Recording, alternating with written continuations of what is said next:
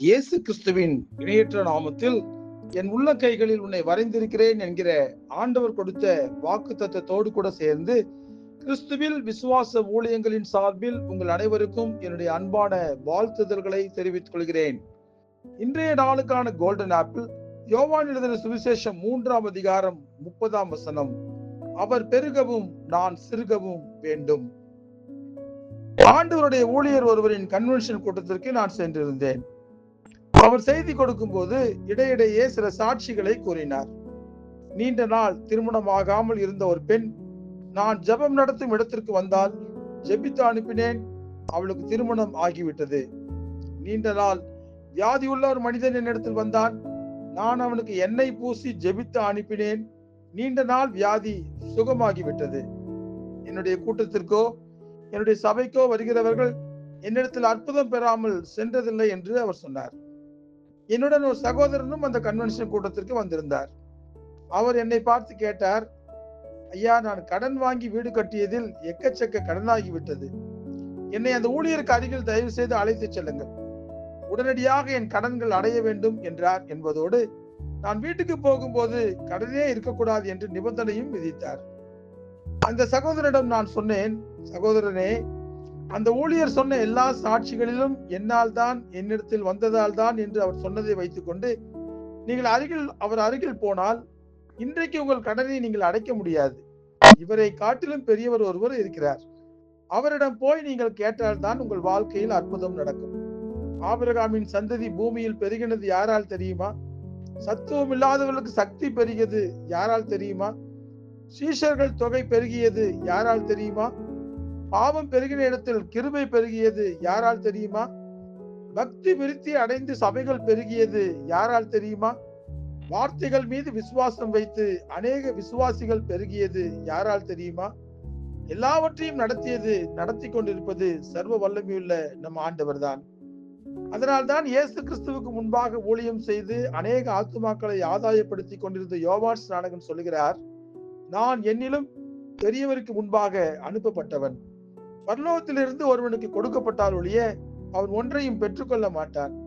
எனக்கு பின் வந்தவர் பரலோகத்திலிருந்து வருகிறவர், அவர் தேவனால் அனுப்பப்பட்டவர். அதனால் என்னால் தான் எல்லாம் நடக்கிறது என்று யாரும் நினைத்து விடாதீர்கள். அவர் பெருகவும் நான் சிறுகவும் வேண்டும் என்று மிகுந்த தாழ்மையோடு கூட தன்னை சுற்றிலும் இருந்தவர்களை பார்த்து யோவான் ஸ்நானகன் சொன்னார். ஆகவே யாராக இருந்தாலும் சரி, ஊழியரை தேடி போனால்தான் அற்புதம் நடக்கும் என்று ஆண்டவரை விட ஊழியருக்கு முக்கியத்துவம் கொடுத்து ஓடாதீர்கள். ஆண்டவருக்கு முன்பாக எல்லா ஊழியர்களும் அவருடைய பிள்ளைகள் தான், சிறியவர்கள் தான். ஆண்டவரை விட மேன்மைப்படுத்தி சொல்ல யாரிடத்திலும் எதுவும் கிடையாது. இதை நாம் மறந்துவிடவே கூடாது.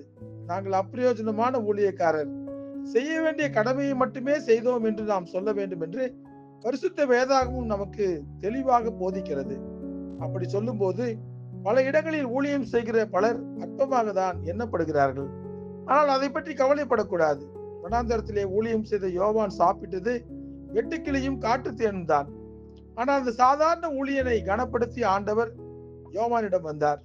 ஆகவே நமக்குள் எப்பொழுதுமே பெருமை வரக்கூடாது. என்னுடைய எல்லாவற்றுக்கும் காரணம் ஆண்டவராகிய இயேசு கிறிஸ்து தான். அவர் பெருக வேண்டும், நான் சிறுக வேண்டும் என்கிற தாழ்மையான எண்ணம் தான் நமக்குள் இருக்க வேண்டும். ஆண்டவர் நம்மை கனப்படுத்தினால் அதுவே போதுமானது. மனிதர்கள் நம்மை கனப்படுத்த வேண்டும் என்று எதிர்பார்க்காதீர்கள். அதே போல நம்மை நாங்கள் தான் பெரியவர்கள் என்று பெருமை பாராட்டியும் நடந்து கொள்ளாதீர்கள். நம்மை வழிநடத்துகிற ஆண்டவர் மட்டுமே பெரியவர். அவரால் அன்றி எதையும் நம்முடைய சுய பலத்தினால் செய்துவிட முடியும் என்கிற எண்ணம் நமக்குள் வந்தால் அதை உடனே அழித்து விடுங்கள்.